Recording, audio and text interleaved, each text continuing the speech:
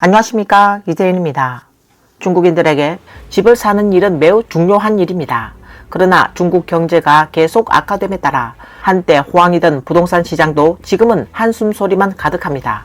예전에 서로 앞다투어 집을 사던 사람들은 이제는 손해를 보더라도 집을 팔아 손실을 줄여야 하는 어려움에 직면하고 있습니다. 엊그제 막 거래를 했는데 840만 위안의 집을 팔았습니다. 심천 보안 중심지 핵심 구역의 부동산인데 겨우 600여만 위안에 팔렸어요. 총 400만 위안을 손해봤고 결국 그 집에서 제가 손에 쥔 건 고작 7만 위안이었습니다. 매달 6만 위안의 주택대출 상환금이 저를 정말 숨막히게 압박했습니다. 오늘 여기서 몇백만 위안을 손해보더라도 이 집을 팔기로 했습니다. 왜냐하면 저는 살아있어도 한 달에 2천 위안도 못 벌고 있어요. 압박감이 너무 큽니다. 이 집은 은행 돈을 이용하여 이윤을 남기려는 지렛대 효과 보려 했으나 지금은 집값이 매일 3배 속도로 떨어지고 있어요.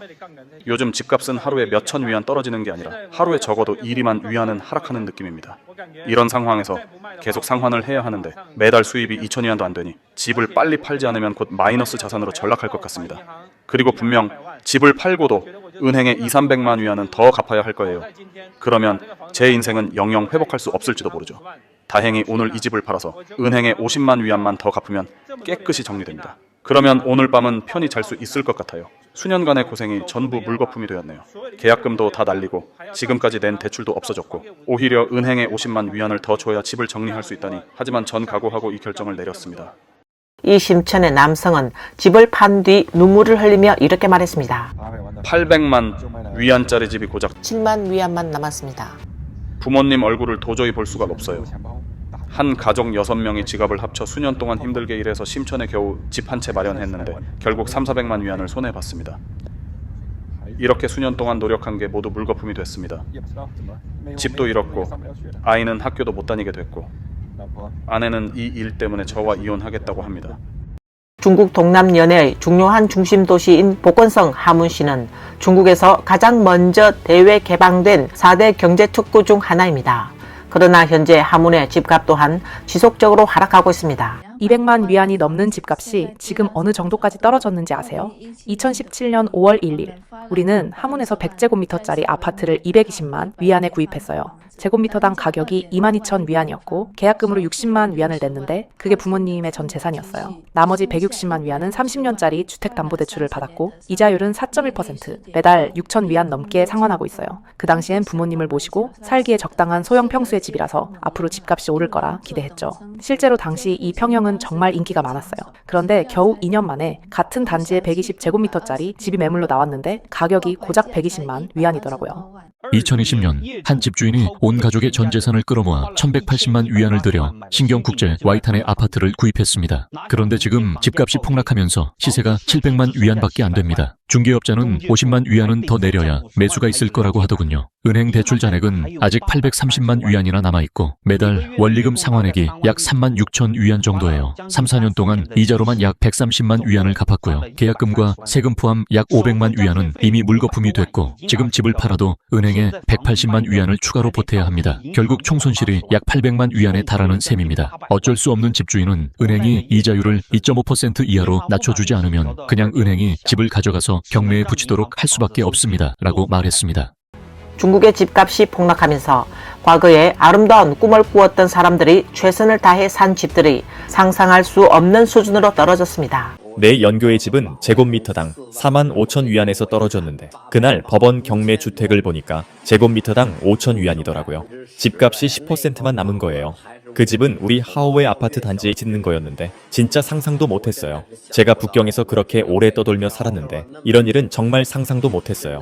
우리도 정말 다 끌어모으고 온 힘을 다해서 산 집인데 그 집 사느라 정말 힘들었어요. 수백만 위안짜리 집을 그렇게 쉽게 살 수 있는 것이 아니잖아요. 제곱미터당 3만 위안 넘던 집값이 제곱미터당 10,000 위안도 안 되게 떨어졌어요. 아까 중개업소에 가서 보니까 아이고야 집값이 또 떨어져서 제곱미터당 8,000 위안 되더라고요. 자, 중개인이 저한테 또 묻더라고요. 집 팔 거냐고. 그러면서 하는 말이 지금 안 팔면 더 떨어집니다. 이러는 거예요. 지금 이 집 진짜 내 손에 묶일 것 같아요. 2019년에 128만 위안에 산 집인데 5년 된 새 집이에요. 하루도 안 살았지만 인테리어까지 다 해놨어요. 근데 지금 가격이 40%로 떨어졌어요. 이런 조건이면 예전 같았으면 아침에 매물을 올리면 오후에 바로 거래됐을 텐데 지금은 몇 달을 올려놔도 안 나가요. 들어오는 가격은 전부 가슴에 비수 꽂는 수준이에요. 65만, 60만, 55만 위안 이런 식이에요. 집이 이렇게까지 가치가 없나요? 이 가격은 대출금도 감당이 안 돼요. 어떻게 팔겠어요? 팔아봤자 안 팔리고 팔린다고 해도 대출금도 안 나와요. 아직 80만 위안 넘는 대출이 남아있는데 중개인은 계속 가격을 더 내려달라고 저를 설득해요. 그 말이 진짜 절망에 또 비수 꽂는 기분이에요. 우리 집은 한창일 때는 1000만 위안은 좋게 나갔어요. 그런데 지금은 딱 반토막 나서 500만 위안밖에 안 해요. 그때는 많은 사람들이 안 믿더군요. 하지만 여러분께 말씀드릴게요. 이게 바로 지금 심천 부동산 시장의 냉혹한 현실이에요. 심천에서는 더 충격적인 집값도 있어요. 여러분 믿으시겠어요? 지금 180만 위안으로 방 3개짜리 집을 살 수 있다니까요. 이 가격 들으면 아마 다들 말도 안 되는 소리라고 생각할 거예요. 이것은 안위성 핫비시에 사는 한 여성 집주인의 이야기입니다. 저는 150제곱미터짜리 아파트를 갖고 있어요. 좋은 단지, 좋은 위치, 좋은 학군에 있는 집이고요. 인테리어도 잘 돼 있어서 집만 들고 오면 바로 입주할 수 있는 집이에요. 처음에 300만 위안의 매물로 내놨는데 거의 3년 동안 계속 내놓은 상태예요. 300만 위안에서 시작해서 가격은 계속 내려갔고 지난달에는 200만 위안, 이번 달에는 180만 위안까지 낮췄는데 지금까지도 아무도 관심이 없어요. 처음엔 그래도 집을 보러 오는 사람들이 좀 있었는데 전부 가격을 깎으려고만 하더라고요. 처음에 어떤 사람이 250만 위안 깎으려 했는데 그때 제가 안 받아들였어요. 지금 와서 생각해보면 내가 바보였구나 싶네요. 이 여성 집주인의 집은 나중에 한 신혼부부가 130만 위안으로 가격을 깎아 제안해왔고 그녀는 그야말로 어이가 없었다고 말했습니다.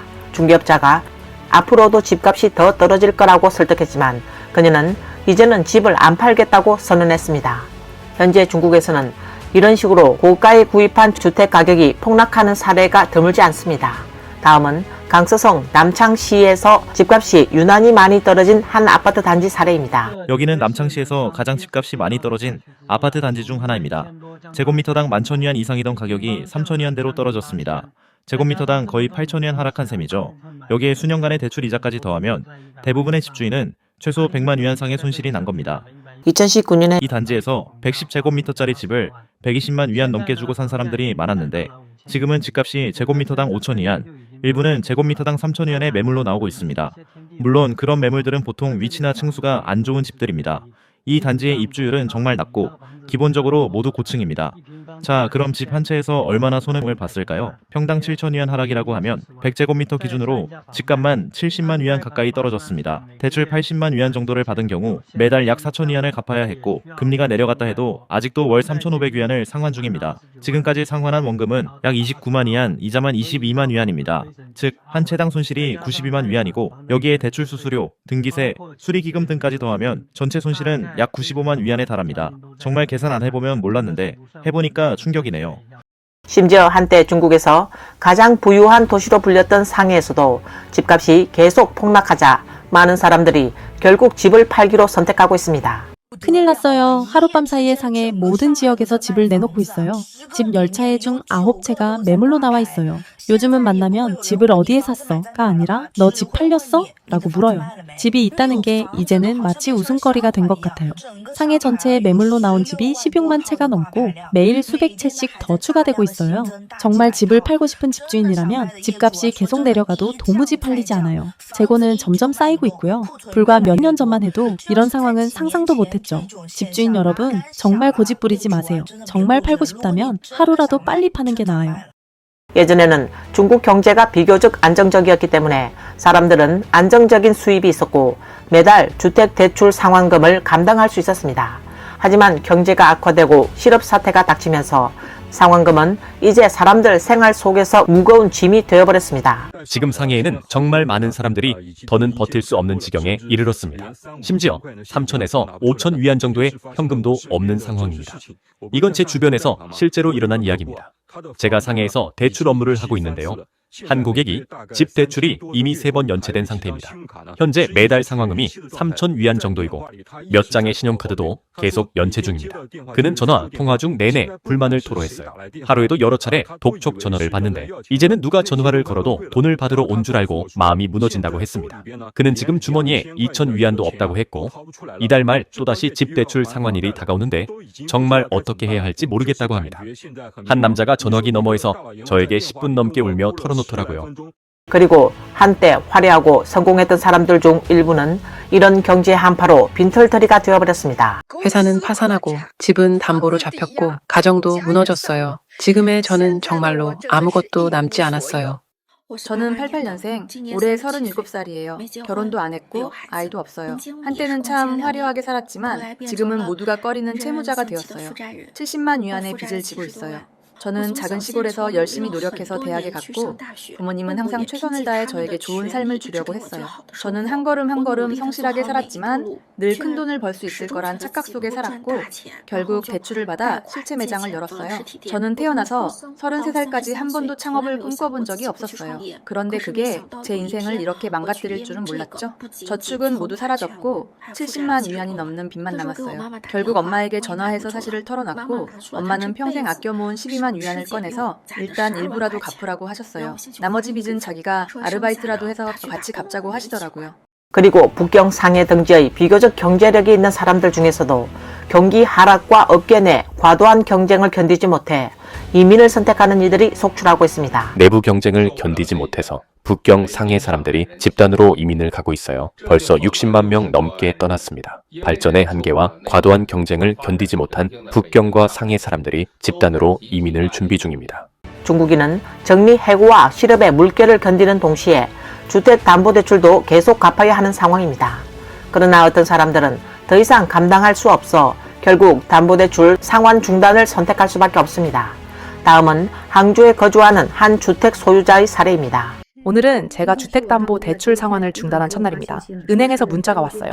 신용조회업 관리조례에 따라 대출금을 상환하지 않으면 향후 제 신용기록에 영향이 있을 수 있다고 했습니다. 주택담보대출을 상환한 지 11년 만에 처음으로 이런 문자를 받았어요. 그동안 한 번도 상환을 미룬 적이 없었는데요. 사실 2021년부터 2024년까지 저도 대부분의 주택 구매자들과 마찬가지로 집값 하락, 투자 실패, 실업 등의 이유로 결국 상환 중단을 선택할 수밖에 없었습니다. 집은 당장 팔 수도 없고 현금화도 어렵고 오히려 재산 손실과 신용 손상으로 이어질 수 있어요. 그래서 이 자리를 빌려 여러분께 꼭 말씀드리고 싶습니다. 집을 살 때는 반드시 자신의 능력에 맞게 신중히 결정하시길 바랍니다.